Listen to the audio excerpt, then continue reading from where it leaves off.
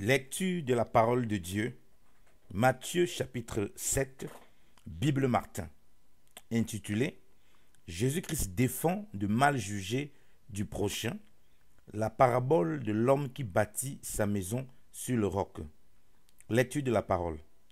Ne jugez point afin que vous ne soyez point jugés, car de tels jugements que vous jugez, vous serez jugés, et de telles mesures que vous mesurerez, on vous mesurera réciproquement.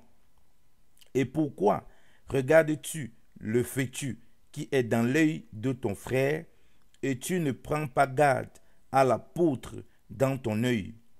Or, ou comment dis-tu à ton frère, permets que j'ôte de ton œil ce fétu, et voilà, tu as une poutre dans ton œil. Hypocrite, ôte premièrement de ton œil la poutre, et après cela, tu verras comment tu ôteras le fétu de l'œil de ton frère.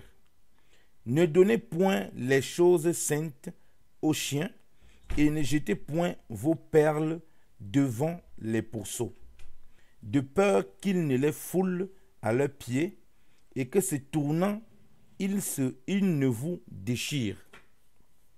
Demandez, et il vous sera donné.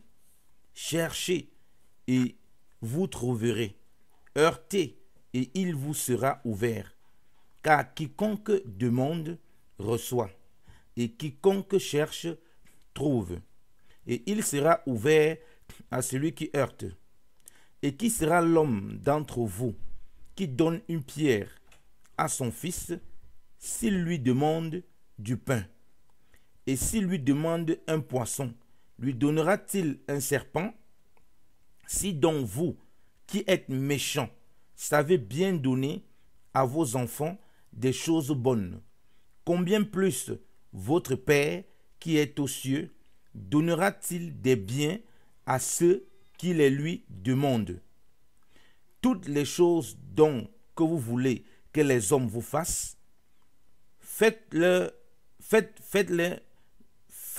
le leur aussi de même. Toutes les choses que vous voulez que les hommes vous fassent, faites-les leur aussi de même. Car c'est là la loi et les prophètes. Entrez par la porte étroite, car c'est la porte large et le chemin spacieux qui mène à la perdition.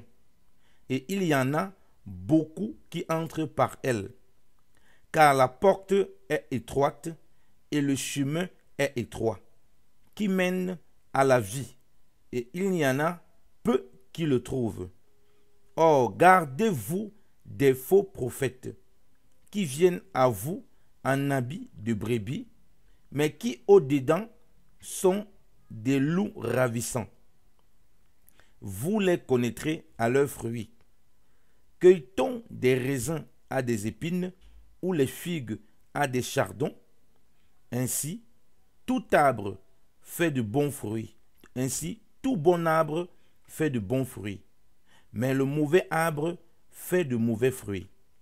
Le bon arbre ne peut point faire de mauvais fruits, ni le mauvais arbre faire de bons fruits.